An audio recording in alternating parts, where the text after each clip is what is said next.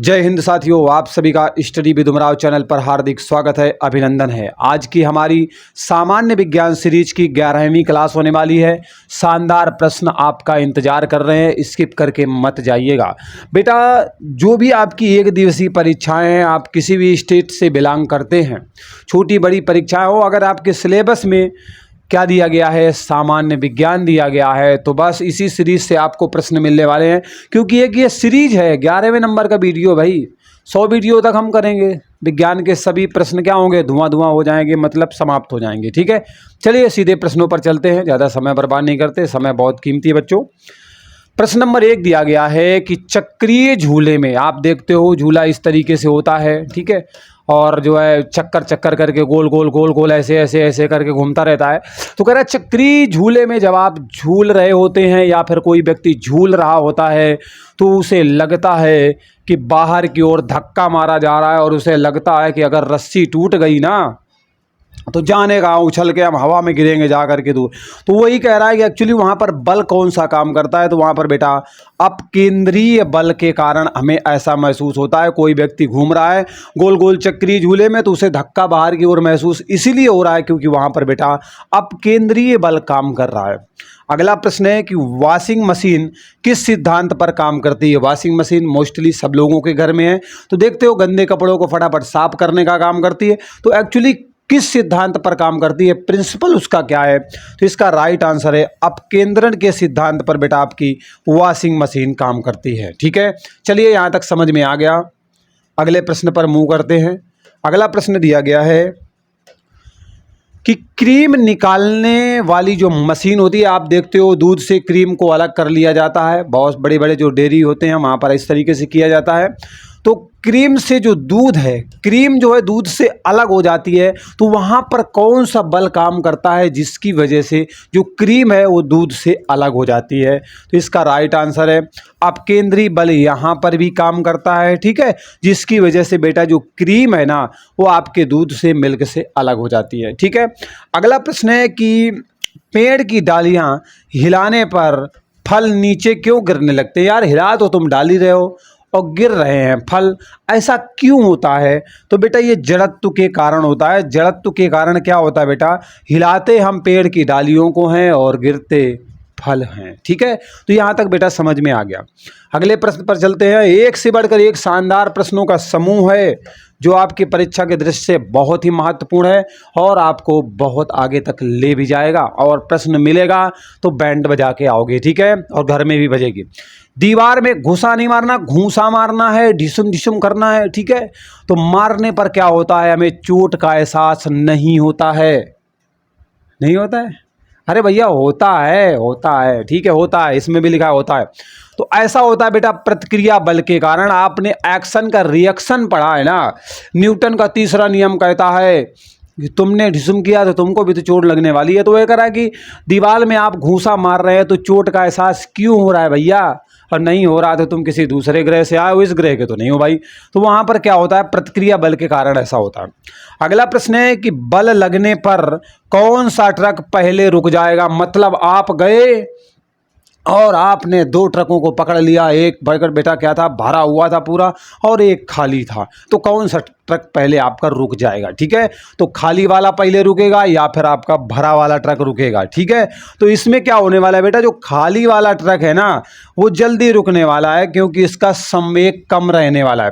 तो खाली वाले ट्रक का संवेग कम रहेगा, उसे खींच लोगे तो वो रुक जाएगा, लेकिन भारी वाले का संवेग रहेगा ज़्यादा, तो ताकत लगा के खींचोगे लेकिन कुछ देर बाद रुकेगी। अब ये बताना ट्रक को आप रोक पाओगे कि नहीं। ठीक है, खींच के रोकना, अब ये नहीं कि गाड़ी में बैठ जाओ और ब्रेक लगा कर रोक दो। कहो रोक तो दिया सर जी हमने, है ना। कारों में कौन सा बम्पर होना चाहिए। बोले क्या बात है, गाड़ी में जो बम्पर लगा होता है वो कैसा होना चाहिए, फ्लेक्सिबल होना चाहिए या रिगिड, मतलब कठोर होना चाहिए। कठोर होगा अब भिड़ जाएगी गाड़ी धड़ाम से, तो ड्राइवर शीशा तोड़ के आगे गिरेगा जा करके। लेकिन अगर बम्पर क्या होगा बेटा, बम्पर जो होता है ना वो अगर फ्लेक्सिबल होगा तो कुछ झुक जाएगा, तो जो इतनी तेज़ी से लगा बल ना उसको एक्शन का रिएक्शन में बचा लेगा। तो लोचदार होना चाहिए, जिसे कहते हैं फ्लेक्सिबल होना चाहिए, जिससे कि जो है जब दुर्घटना होती है, गाड़ी कहीं जाकर किसी पेड़ में, पुल में, दीवार में या कहीं पे भिड़ जाती है डिवाइडर वगैरह में, तो काफ़ी हद तक संभला जा सके। ठीक है, तो लोचदार होना चाहिए, लचकदार होना चाहिए, फ्लेक्सिबल होना चाहिए। अगला प्रश्न है कि कील को गहराई तक गाड़ने के लिए हथौड़ा जो होता है बेटा भारी क्यों होना चाहिए। अगर कील को गहराई तक गाड़ना है और आपने क्या किया, हल्का फुल्का हथौड़ा ले लिया तो टिक टिक टिक करके मारते रहोगे, और बड़ा हथौड़ा ले लिया तो धम्म से मारोगे, कील गड़ जाएगी। ठीक है, तो वही कह रहा है कि भारी हथौड़ा क्या करेगा, कील को अधिक संवेग प्रदान करेगा, और अधिक संवेग मिला नहीं कि कील आपकी अच्छी खासी गड़ जाएगी। ठीक, तो राइट आंसर क्या है, भारी हथौड़ा जो होता है बेटा कील को अधिक संवेग देने का काम करता है, और इसकी वजह से कील आसानी से गड़ जाती है। ठीक है, और छोटा वाला हथौड़ा है तो उसमें आप टिक टिक करते रहोगे। ठीक, चलो अगले सवाल पर चलते हैं। ध्रुव पर, ध्रुव जानते हो, नॉर्थ ध्रुव भी है, साउथ ध्रुव भी है, नॉर्थ पोल साउथ पोल जानते हो ना बेटा। तो पृथ्वी का कोणीय वेग कितना होता है, वो कहना चाहता है कि जो आपके ध्रुव होते हैं, या यहाँ पर ले सकते हो आपके ध्रुवों पर, अब सही है, ध्रुवों पर जो पृथ्वी का कोणीय वेग है वो कितना होता है, तो बेटा शून्य होता है। कितना होता है प्यारे बच्चों, शून्य होता है, मतलब वहां पर कुछ होता ही नहीं है। ठीक है, अगला सवाल दिया गया है कि किसी उपग्रह को ग्रह के चारों ओर घूमने के लिए अभिकेंद्र बल कहाँ से मिलने वाला है।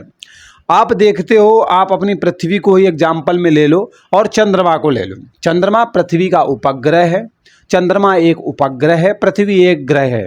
ठीक है, चंद्रमा पृथ्वी की परिक्रमा कर रहा है, तो बेटा जो चंद्रमा परिक्रमा कर रहा है तो उसको अभिकेंद्र बल मिल रहा है, तो कहाँ से मिल रहा है, कहाँ से मिल रहा है, तो उसे बेटा पृथ्वी से मिल रहा है, पृथ्वी के गुरुत्वाकर्षण से मिल रहा है। और यहाँ पर बात कर रहा है कि ग्रह की बात कर रहा है, तो ग्रह के आसपास जो है जब चक्कर आपका उपग्रह लगा रहा है ना, तो उपग्रह को बेटा जो अभिकेंद्र बल है ना, वो ग्रह के गुरुत्वाकर्षण बल से मिलने वाला है। ठीक, तो अब समझ में आ गया। अगर अर्थ के पॉइंट ऑफ व्यू से बात करोगे तो भी समझ में आ गया, और अगर ग्रह और उपग्रह पे जाके देखना चाहोगे तो भी समझ में आ गया। मतलब मैंने दोनों एग्जाम्पल दे दिए, चंद्रमा का वाला, ठीक है, और पृथ्वी वाला भी, और साथ ही ग्रह उपग्रह वाला भी। ठीक, अगला प्रश्न फिर ग्रह वाला मिल गया भाई। ग्रह अथवा उपग्रहों के मार्ग को किस नाम से जाना जाता है। मतलब आप देखते हो कि ग्रह है और उसके आसपास आपके उपग्रह क्या कर रहे हैं, घूम रहे हैं, ग्रह भी आपके सूर्य के चारों ओर घूम रहे हैं, तो एक्चुअली जो मार्ग में घूम रहे हैं ना, ये मार्ग किस नाम से जाना जाता है, तो इसका सही आंसर है ट्रैजेक्टरी के नाम से जाना जाता है। जिस मार्ग पर ग्रह घूमते हैं या फिर उपग्रह आपके जो है क्या करते हैं, मूवमेंट करते हैं, घूमने का काम करते हैं। बल आघूर्ण कौन सी राशि है बेटा, बल आघूर्ण ना आपकी सदिश राशि है। अब एक सवाल मैं आपसे और जानना चाहूँगा, ये जो बल है ना, ये बेटा आपकी अदिश राशि है या फिर आपकी सदिश राशि है। मैं प्यारे बच्चों से आशा करूंगा कि कमेंट करके ज़रूर बताएंगे, इग्नोर करके आगे नहीं बढ़ेंगे, क्योंकि देखो प्रैक्टिस करते हुए आप चलेंगे ना तो उसका फ़ायदा भी बहुत मिलता है, और आप प्रैक्टिस नहीं करोगे तो समस्याएं कहीं ना कहीं आती ज़रूर हैं। ठीक है, तो सवाल दिया गया है कि उत्तोलक का जो सिद्धांत है वो किस पर कार्य करता है। उत्तोलक का सिद्धांत कार्य करता है, आपसे जानना चाहता है, तो बेटा बल आघूर्ण के सिद्धांत पर काम करता है। और अभी आपने जाना कि बल आघूर्ण आपका क्या है, एक सदिश राशि है या फिर अदिश राशि है, ये भी आप बताओगे फटाक से। अभी अभी बिल्कुल मैंने बताया तत्काल प्रभाव से। ठीक है, अगला है कि पेचकस का जो हत्था होता है ना, चौड़ा क्यों बनाया जाता है। आप देखते हो कि पेचकस जो है इस तरीके से बना होता है आपका, और इसमें जो बेटा हत्था लगा होता है ना, हत्था जो लगा होता है वो थोड़ा थोड़ा चौड़ा लगा होता है। आखिरकार ऐसा क्यों होता है भाई, क्यों चौड़ा लगाया जाता है हत्था, इसकी क्या वजह है कि हत्था पेचकस का चौड़ा लगाया जाता है। तो इसका कारण है बेटा कि बल आघूर्ण का मान बढ़ जाए, इस वजह से चौड़ा लगाया जाता है, जिससे आप नट बोल्ट को खोल पाओगे। नहीं, जितनी पतली सी आपकी चद्दर रहेगी जिससे जो है आप नट बोल्ट को खोलने की कोशिश करोगे ना, तो फिर बहुत ताकत लगने वाली है। तो उस ताकत को कम किया जा सके, मतलब बल आघूर्ण का मान बढ़ाया जा सके, आसानी से आप स्क्रू को खोल सको, इसलिए हत्था जो है चौड़ा लगाया जाता है। ठीक है, चलिए क्लियर हो गया। मैं देखो आराम से चलूँगा, मेन चीज़ है समझना बहुत ज़रूरी है, समझ गए तो बस लंबे समय तक निपटारा होने वाला है। अगला प्रश्न है कि किसी लिफ्ट में बैठा हुआ एक व्यक्ति अपना भार अधिक कम महसूस करने वाला है। लिफ्ट जानते हो ऊपर से नीचे, नीचे से ऊपर ले जाने का काम करती है भवनों में, ठीक है, बिल्डिंग्स में जो बहुत कई खंड की बनी होती है, विशेष करके हॉस्पिटल वगैरह में पेशेंट को ले जाने के लिए। लेकिन जानते हो आजकल तो भैया सब जगह मिलती है। तो एक व्यक्ति बैठा हुआ है लिफ्ट में, उसका भार सबसे अधिक कम मालूम होने वाला है। तेजी से नीचे जाएगा तब तो नहीं होने वाला, जब ऊपर जाएगा तब मालूम होने वाला है। तो जब लिफ्ट बेटा ऊपर जा रही होगी ना, तो उस व्यक्ति का भार सबसे अधिक महसूस होने वाला है। तो कभी भी जब इस तरीके का प्रश्न पूछा जाए तो ध्यान रखिएगा, लिफ्ट जब बहुत तेजी से ऊपर जा रही होगी तब उसका भार सबसे ज़्यादा मालूम होने वाला है। जड़त्व का सर्वप्रथम नियम किसके द्वारा दिया गया था? तो बेटा जो जड़त्व का नियम है वो गैलीलियो के द्वारा दिया गया था। ठीक है, किसके द्वारा दिया गया था? जड़त्व का नियम गैलीलियो के द्वारा दिया गया था।